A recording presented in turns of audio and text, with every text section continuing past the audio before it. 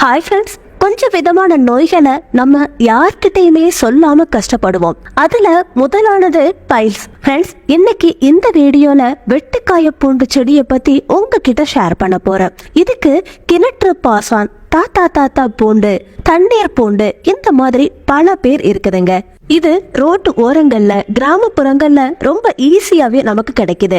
இந்த செடியை நம்ம எந்த நோய்களுக்கெல்லாம் பயன்படுத்தலாம், எப்படி பயன்படுத்தணும்? சோ ஃப்ரெண்ட்ஸ், இந்த வீடியோவை எங்கேயுமே ஸ்கிப் பண்ணாம கடைசி வரைய பாருங்க. நம்ம சேனலை இப்பதான் ஃபர்ஸ்ட் டைம் பாக்குறீங்கன்னா சப்ஸ்கிரைப் பண்ணி பக்கத்துல இருக்கிற பெல் ஐகானை கிளிக் பண்ணுங்க. அதனால நாங்க எப்ப வீடியோ போட்டாலும் உங்களுக்கு தான் முதல்ல கிடைக்கும். ஃப்ரெண்ட்ஸ், டேண்ட்ரஃப் அதாவது பொடுகு பிரச்சனை இருக்கிறவங்களுக்கும் இந்த செடி நல்லது. உங்களுக்கு சளி, இருமல், காய்ச்சல், தொண்டை வலி, தொண்டை கரகரப்பு இருக்கிறப்போ இந்த செடியோட இலைய எடுத்துட்டு வந்து நல்லா கசக்கி அதோட சார குடிச்சோம்னா நல்ல நிவாரணம் கிடைக்குது. இந்த செடியில ஆன்டி காஸ்டோஜெனிக் இருக்குது. இந்த இலைய தினமும் மென்ன சாப்பிட்டோம்னா சுகர் கண்ட்ரோல்ல இருக்குது. இந்த செடியில ஆன்டி இன்ஃப்ளமேட்டரி குணங்கள் அதிகமா இருக்குது.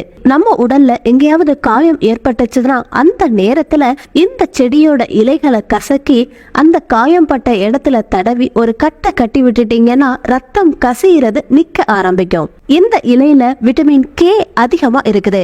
அதனாலதான் இத ஆயுர்வேத மருந்துகள்ல அதிகமா பயன்படுத்துவாங்க. அதே மாதிரி இந்த செடியோட இலைய ஒரு கைப்பிடி அளவு எடுத்து ஒரு கிளாஸ் தண்ணியில போட்டு நல்லா பாயில் பண்ணுங்க. இது நல்லா பாயில் ஆகி கஷாயமா ஆனதுக்கு அப்புறமா ஸ்டவ் ஆஃப் பண்ணிருங்க. இந்த மாதிரி எடுத்துக்கிட்டோம்னா சுவாச சம்பந்தமான பிரச்சனைக்கும் காச நோய்க்கும் நல்ல தீர்வு கொடுக்குது. இன்னும் நிறைய பேர் சந்திக்கிற பிரச்சனை மூலம். இதுக்கு எத்தனையோ ஆபரேஷன் பண்ணாலும் திரும்ப திரும்ப வந்துகிட்டே தான் இருக்கும். அப்படிப்பட்டவங்க கைப்பிடி தாத்தா செடி இலைய எடுத்துட்டு வந்து நல்லா தண்ணியில அலசிக்கோங்க. நல்லா அலசிட்டு உங்க வீட்டு நிழல்லையே துணியில காய போட்டுருங்க. இந்த மாதிரி ஈரப்பதம் எல்லாமே ட்ரை ஆனதுக்கு அப்புறமா ஒரு உரல்ல போட்டு நல்லா பேஸ்டா இடிச்சுக்கோங்க. இது கூட 10 மிளகையும் சேர்த்து நல்லா பேஸ்டா ஆக்கிக்கோங்க. இந்த பேஸ்ட இந்த மாதிரி சின்ன சின்ன உருண்டைகளா பண்ணிட்டு ஒரு பேப்பர்ல போட்டு வீட்டு நிழல்லையே காய வைங்க.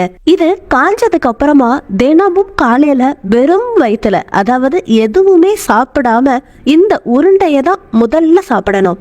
இந்த உருண்டைய சாப்பிட்டதுக்கு அப்புறமா ஒரு கிளாஸ் மோர்ல ஒரு ஸ்பூன் அளவு கற்கண்டு தூளையும் சேர்த்து அதையும் குடிக்கணும். இந்த மாதிரி பண்றப்போ ஒரே நாள்லயே மூலம் பிரச்சனை குணமாகுது. ரத்தம் கசிகிற பைல்ஸ் பிரச்சனையா இருந்தாலும் சரி, இந்த மாதிரி பண்றப்பவே ஒரே நாள்லயே குணமாகும். அந்த அளவுக்கு இந்த வெட்டுக்காய பூண்டு செடி அற்புதமா இந்த மூலம் பிரச்சனைக்கு வேலை பண்ணுது. அதுவும் பைசா செலவு இல்லாம, சைடு எஃபெக்ட் இல்லாம மூலம் பிரச்சனைக்கு நீங்க இந்த சின்ன ரெமடியை பயன்படுத்தினாலே செக் வைக்க முடியும்.